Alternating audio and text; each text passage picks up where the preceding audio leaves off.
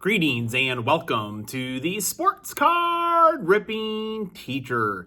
The older students in our building continue with their testing, and we have a spirit day every day. Today's your favorite sports team. So the Cubs just completed a sweep, so I'm wearing my 2016 championship sweatshirt for the Chicago Cubs.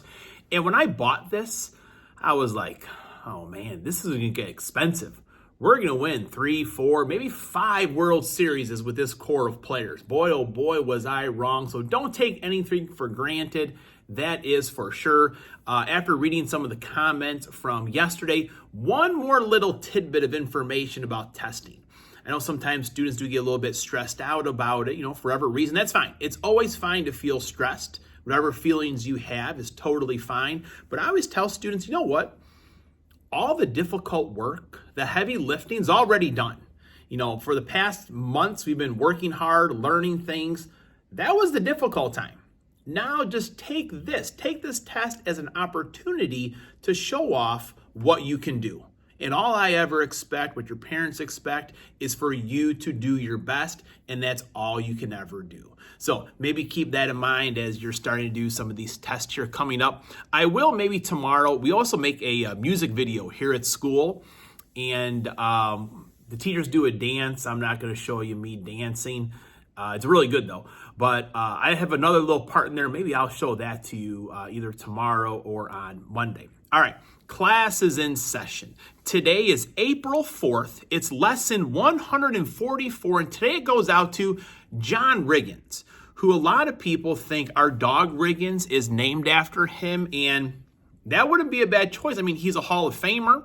He won a Super Bowl. He was the MVP of that Super Bowl, but our dog Riggins is actually named after Tim Riggins from Friday Night Lights. And, Tim Riggins, that's definitely the crazy character in there. Riggins does get crazy himself. So my wife and I, we kind of joke, we should have named him Sarazen. Matt Sarazen, more of a even keel kind of kid, not getting into any kind of trouble or stuff like that. So that's where our dog Riggins comes from. But today's lesson is honor to John Riggins. All right, I'm going to turn the camera around here. Let's open up some Bowman U. All right, we are back. So don't forget, if you have not done so already, on the Monday video, register for the Home Run Challenge contest. I did register my card tomorrow, or my card today for tomorrow. Don't forget, if you are doing these, you have to do it a day ahead of time. I think actually before like 2 a.m. the morning before, or the morning of, or something like that. But who's up at that hour? But if you want to get in on it, go back and watch that Monday video. The April Fool's joke heard around the world. So I'm going to open up these Bowman U cards. And then I'm probably going to have to pause the video again and go and see, do we have anyone who is in Mel Kiper's top 10? Now, some names I may recognize right away. Others I will not. All right. Got to hide the faces here. All right. We got Cameron Ward, Grant Wells, Tyleik Williams, big man. That one is going to be numbered, 53 out of 75 on the gold right there. And Cooper DeJean for the Iowa Hawkeyes. Now, if it's a defensive player, cornerback, hey, that's a player who's going to do something in the NFL. The Iowa Hawkeyes offense could shut some people down. That is for sure. All right. Oh. Nakia Watson. Jacoby Windman. Oh, Blake Corum. I know Blake Corum's going to be on this list. Is he coming out of college? I shouldn't say that so fast there. But got my computer up here. J.J. McCarthy looks like he's going to Minnesota Vikings. Is Blake Corum coming out? I think so. That makes sense.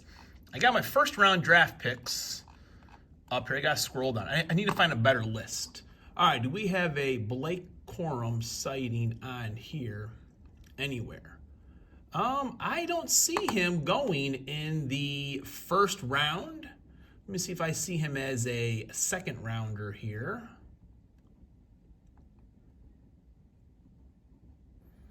No, I don't think so. What do we got last here? Antonio Williams. All right, I'm going to take a quick look here, folks. All right, I'm back. So I think I got it all figured out here. These guys are not on the draft radar at all. These two athletes right here are expected to be in the 2025 draft. Now, Tyleik Williams, he is actually number 1 at his position of defensive tackle. So that's a card right there to keep an eye on if your team needs a run stuffer right there or a 53 out of 75. Never know, Tyleik may be your guy. All right, the next ones are in the draft. And Jacoby Windman, he was number, let me see here, at cornerback, he was number 42 at his position. So I don't think he's going to be getting drafted at all. Blake Corum is actually the number 3 running back in the country, I guess, going into the draft. But he is not in Mel Kiper's first or second round. So there must be something, maybe height, I don't know. That he is not going to be drafted, probably one of those free agents that'll sign, special teams type of player. But as I kind of thought maybe Cooper DeJean, he is expected to be a first-round draft pick. He is the number 5 cornerback on the board, and he's expected or predicted to go to the Minnesota Vikings at pick number 23. So I had fun doing this. Next Thursday, I'll be back. Class is dismissed.